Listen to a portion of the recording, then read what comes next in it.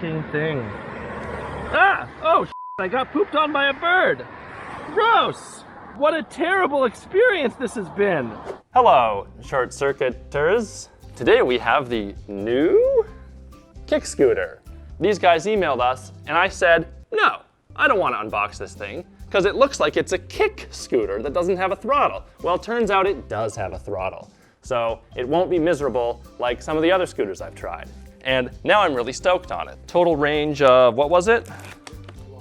50 kilometers range, and I think 5 hours for a full recharge, which does seem a bit long. Wow, it smells like a new something. So you can get in here a little, David, make sure you see all the stuff. What do we got? What do we got here? The recharger. What else have we got? Okay, little hex wrench or Allen key, and I'm not sure what this is. Is this for like inflating the tires? And some screws. Charging information. The use altitude is not more than 5,000 meters. I don't think that's gonna be much of a problem. We're at sea level. All right. Making a mess. How do I? Oh yeah, it's just all one unit. Okay.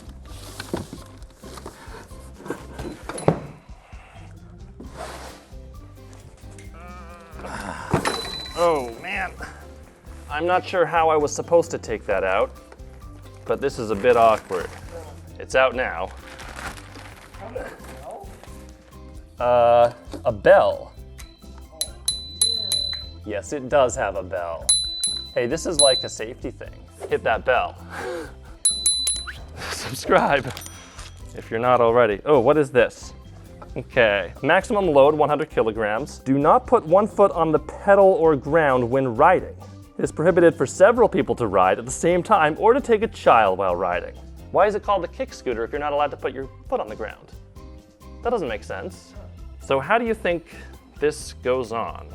Bring this up like that. And now, you gotta connect this bad boy. I feel like it's the 90s and I'm supposed to plug my mouse into this. Okay, there we go. And, and, oh, this is probably what those bolts are for. There we go, beautiful. Some assembly required, but it's really not so bad. I've had to assemble entire e-bikes and it takes much longer than this. I prefer e-bikes. It has got like a thread lock on it. Is there like a manual? People joke about like, oh, let's throw out the instruction manual, but you really should read it. Okay, good enough for now. Check it out. It's got a tiny, tiny, adorable kickstand. There's regenerative braking. Very nice. Yeah, and of course, there is a disc brake. Is there one on the front? Oh yeah, there is. The front is where most of your braking power comes from, at least on a bike and probably on a scooter as well. So let's do the peel. Do the peel. I'm sorry. Oh no, oh this is, oh no, no, no, no. What is this? Is this a compartment that opens up?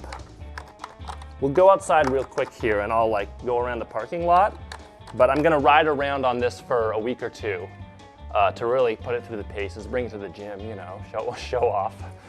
We still got some peels right here. Peel, peel. Oh, it's got a light on it. How did I not even notice that? That's awesome. We've got a little cable management thing as well. And let's turn this sucker on. Is there a key? Oh, attention. Right, there's an app. I don't like the idea that I have to connect an app to make my scooter work, for example, and I'm hoping that I don't have to. A bunch of writing that I can't read.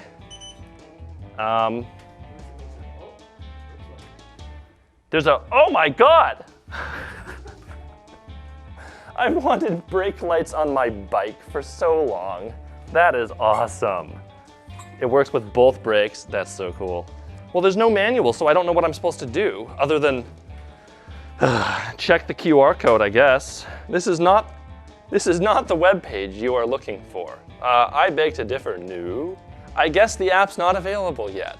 I wonder if you have to like just go outside and start kicking. Maybe you have to Oh, maybe you do have to start kicking. Oh, you're right. I think I can hear the disc brakes rubbing a little bit. Get a close up on that noise, hang on.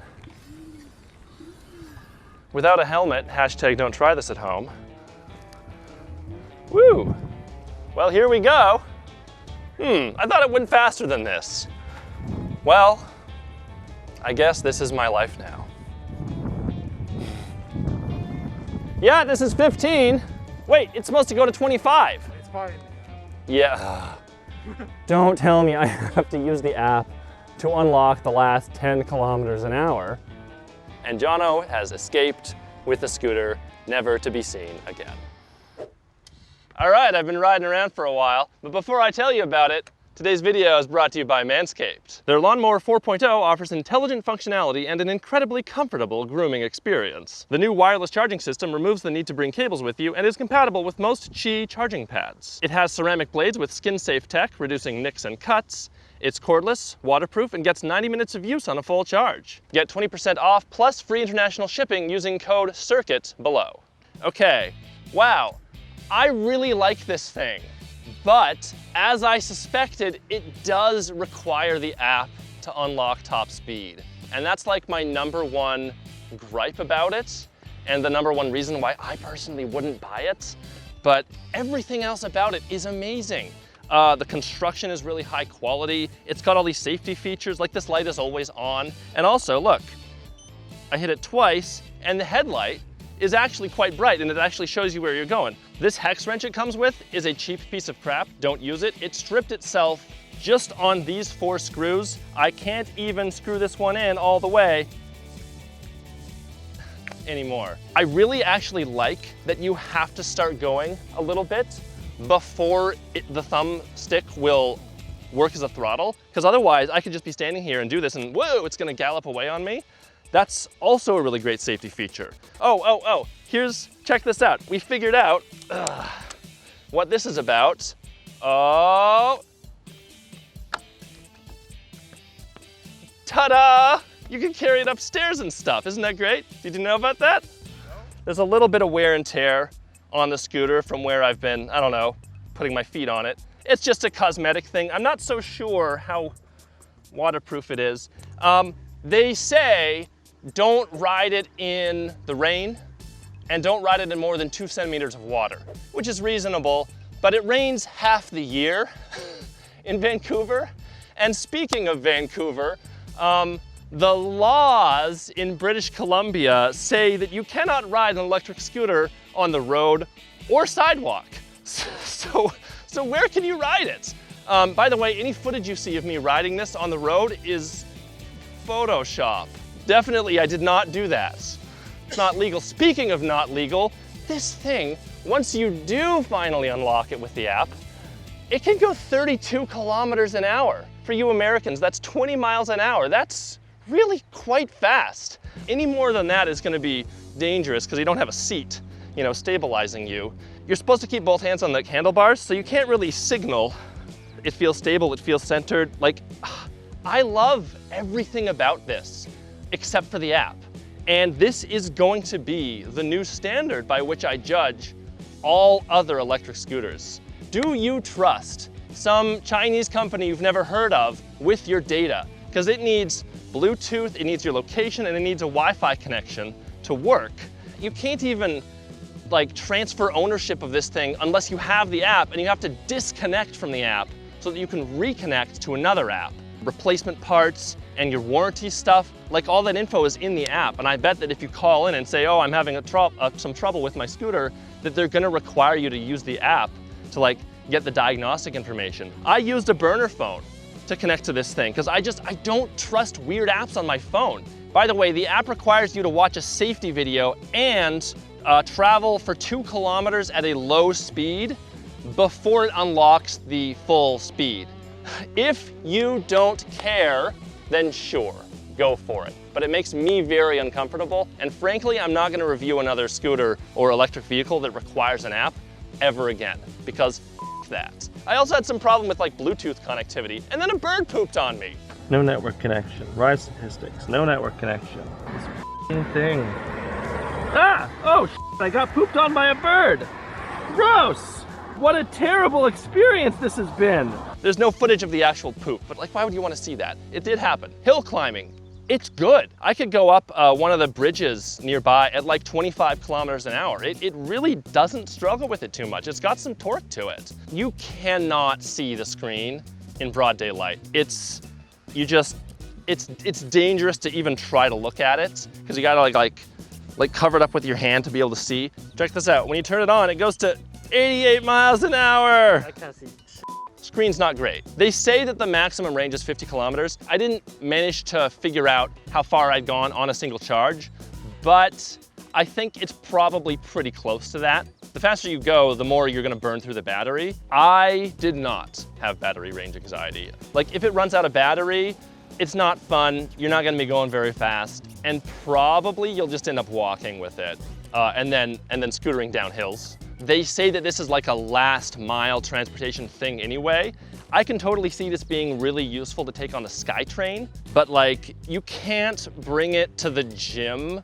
I tried that, and guess what? There's no place to hook up a bike lock. So you can't leave it outside, so you gotta leave it inside, and then I couldn't get through the rotating doors.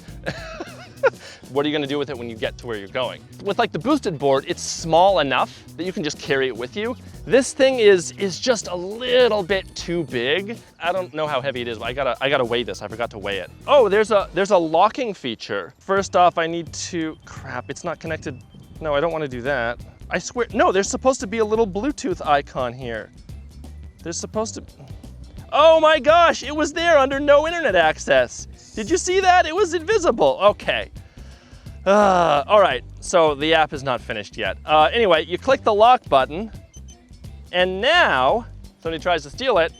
It freaks out, and the electric brake is engaged to maximum. I can hardly move this thing. And the region braking is great because it keeps you safe on hills. This is not even on Indiegogo yet. So if you know anything about how crowdfunding can go, this will not necessarily be the one that ends up being the final product. I don't know. So just be careful with that. I think the super early bird special is 500 bucks for this. Normal price is 700 bucks. I personally wouldn't buy it. I don't know. What's the conclusion, JONO?